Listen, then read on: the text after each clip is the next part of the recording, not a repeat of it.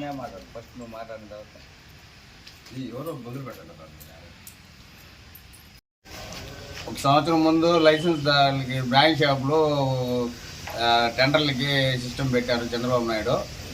దాంట్లో మేము ఒక 20 షాపులకి టెండర్లు వేసాము. టెండర్లు వేస్తే ఒక షాపు తగిలింది. అది తమ్మిరెడ్డి వైన్స్ కాశీపేటలో పెట్టినాము. గెజెట్లో మామూలుగా 20% ఇస్తారని చెప్పి ఆశతో వేసాము. తీరా 9% ఇచ్చారు. 9% ఇచ్చిన తర్వాత లైసెన్స్ ఫీజులు కూడా కట్టలేదని మొరపెట్టుకుంటే 14% చేశారు. ఇప్పుడు గెజెట్లో పర్మనెంట్ రూమ్కి ఎక్కడ చూపించలేదు గెజెట్లో కట్టమని. ఇప్పుడు ఎక్సైజ్లో పర్మనెంట్ రూమ్ కట్టుకోమని చెప్పి ఒత్తిడి చేస్తున్నారు.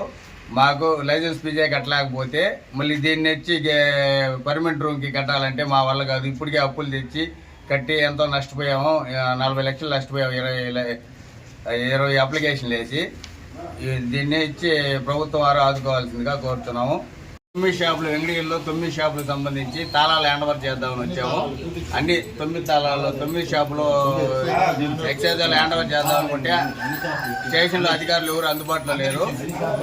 మేము ఇప్పుడు దాకా అయితే ఏడా అప్పులు తెచ్చి లైసెన్స్ ఫీజులు కట్టున్నాము. ఇప్పుడు 20వ తేదీ కట్టాల్సింది. మేము అప్పిచ్చే పరిస్థితి కూడా లేదు. ఇంకా అన్ని అమ్మేసి కట్టేసినాము. దానికని చెప్పి ఎక్సైజ్ నడుపుకోవాలని చెప్పి తాళాలు హ్యాండ్ ఓవర్ చేస్తాం. అక్టోబర్ 14వ తారీఖున గవర్నమెంట్ వారు టెండర్లు పిలిచారు.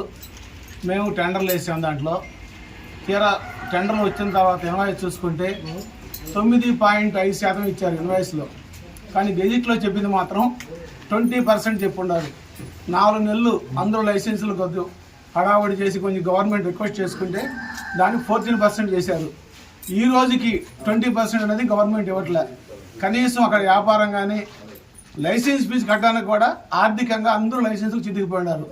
దానికి తగ్గట్టు మూలిగా నక్క మీద తాటిగా పడ్డట్టు ఇప్పుడు పర్మిట్ రూములు అని చెప్పి 7.5 లక్షలు కట్టాలంటే కట్టలేదు.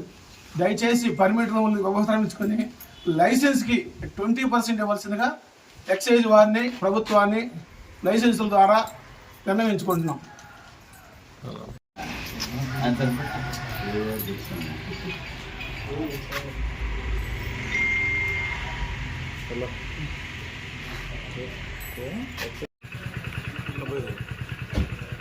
బండి